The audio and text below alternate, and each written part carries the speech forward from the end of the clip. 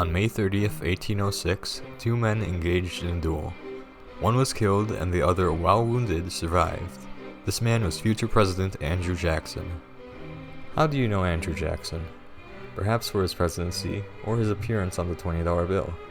While this is how most people remember him, he contributed massively to expanding the United States westward.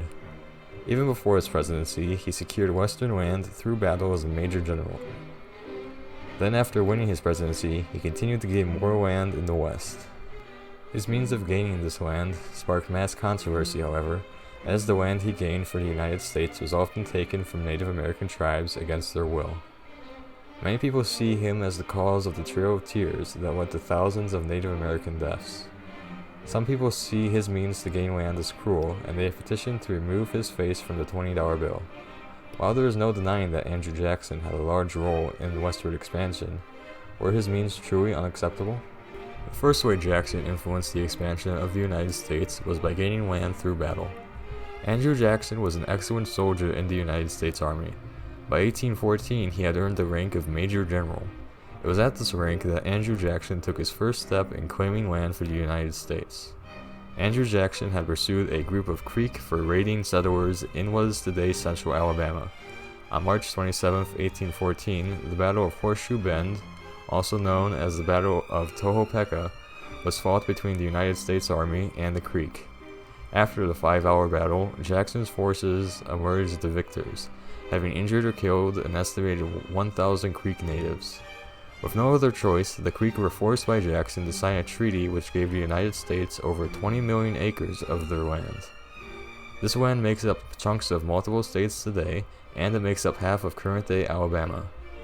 This land was a major expansion for the United States, but Andrew Jackson was far from done. This image shows land gained from the Treaty of Fort Jackson, the name of the treaty the Creek signed. As you can see, this was very early in westward expansion, where even Alabama was considered west.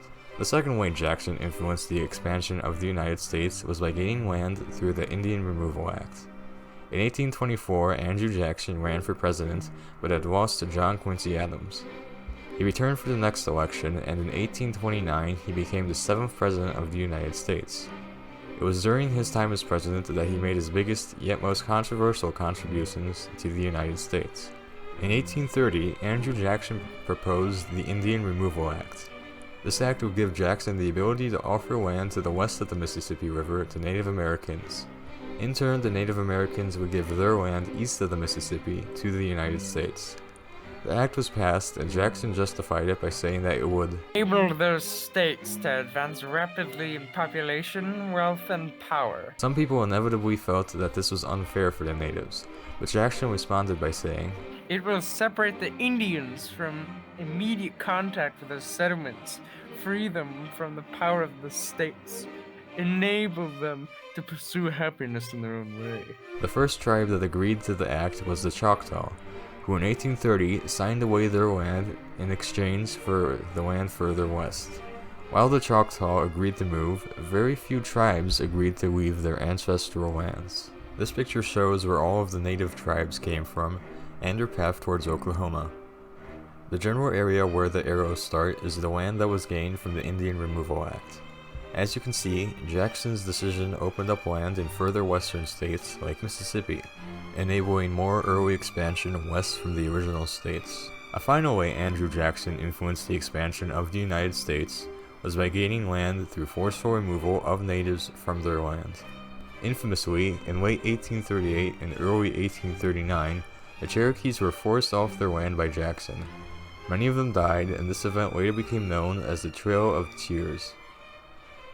The Cherokees weren't the only natives forced from their land, though. Throughout his presidency, about 70 removal treaties were signed by Andrew Jackson. The natives living on the land the U.S. gained were eventually all relocated to what is mainly the state of Oklahoma today. By the end of his presidency, Andrew Jackson had gotten the U.S. millions of acres, primarily in the southern states. This image shows the harsh conditions natives went through on the Trail of Tears. While the Trail of Tears did give the U.S. more land, many people disliked Jackson for being partially responsible for all of this mistreatment towards the natives. In conclusion, Andrew Jackson had a huge influence in early westward expansion. Before becoming president, he fought in the army and through battle got 20 million acres for the United States. In his early presidency, he signed the Indian Removal Act, allowing him to offer land west of the Mississippi to natives in exchange for their current land. A select few tribes accepted this, gaining more land for the U.S. By the end of his presidency, he had signed 70 removal treaties for more western land, and most controversially, through the Trail of Tears, he removed Cherokees from their land so he could take it for the U.S. After all of this, there is no denying that with the numerous ways he got western lands, Andrew Jackson played a great role in enabling early westward expansion. But did he go too far? The answer to that question is up to you to decide.